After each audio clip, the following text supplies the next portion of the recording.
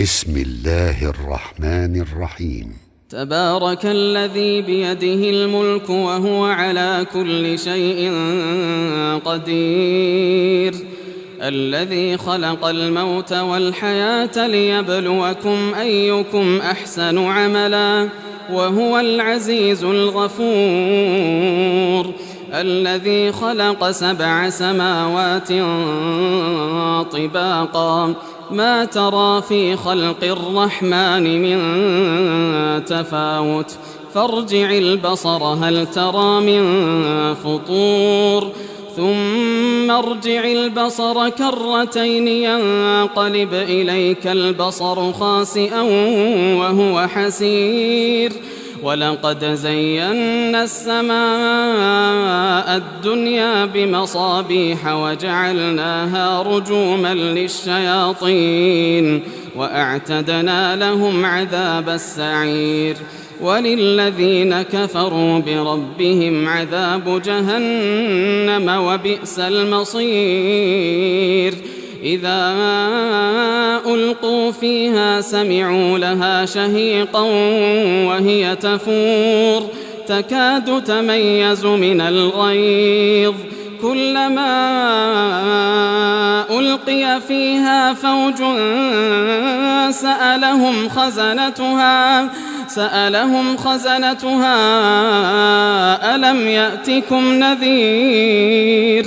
قالوا بلى قد جاءنا نذير فكذبنا وقلنا ما نزل الله من شيء إن أنتم إلا في ضلال كبير. وقالوا لو كنا نسمع أو نعقل ما كنا في أصحاب السعير، فاعترفوا بذنبهم فسحقا لأصحاب السعير.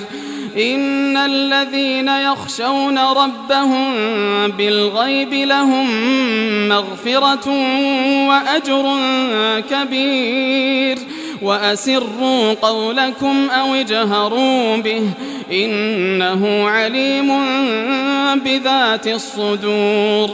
ألا يعلم من خلق وهو اللطيف الخبير. هو الذي جعل لكم الأرض ذلولا فامشوا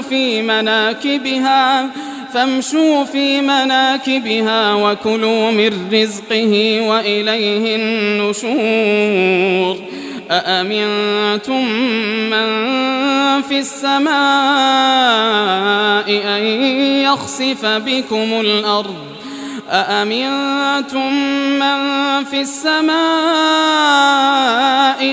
يخسف بكم الأرض فإذا هي تمور، أم أمنتم من في السماء أن يرسل عليكم حاصبا فستعلمون كيف نذير. ولقد كذب الذين من قبلهم فكيف كان نكير. أولم يروا إلى الطير فوقهم صافات ويقبضن ما يمسكهن إلا الرحمن إنه بكل شيء بصير. أمن هذا الذي هو جند لكم ينصركم من دون الرحمن إن الكافرون إلا في غرور. أمن هذا الذي يرزقكم إن أمسك رزقه بل لجوا في عتو ونفور. أفمن يمشي مكبا على وجهه أهدى أمن يمشي سويا على صراط مستقيم. قل هو الذي أنشأكم وجعل لكم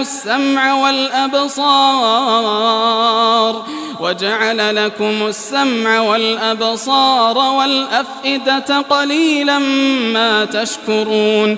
قل هو الذي ذرأكم في الأرض وإليه تحشرون ويقولون متى هذا الوعد إن كنتم صادقين قل إنما العلم عند الله وإنما أنا نذير مبين فلما رأوه زلفة سيئت وجوه الذين كفروا وقيل هذا الذي كنتم به تدعون قل أرأيتم إن أهلكني الله ومن معي أو رحمنا فمن يجير الكافرين من عذاب أليم قل هو الرحمن آمنا به وعليه توكلنا فستعلمون من هو في ضلال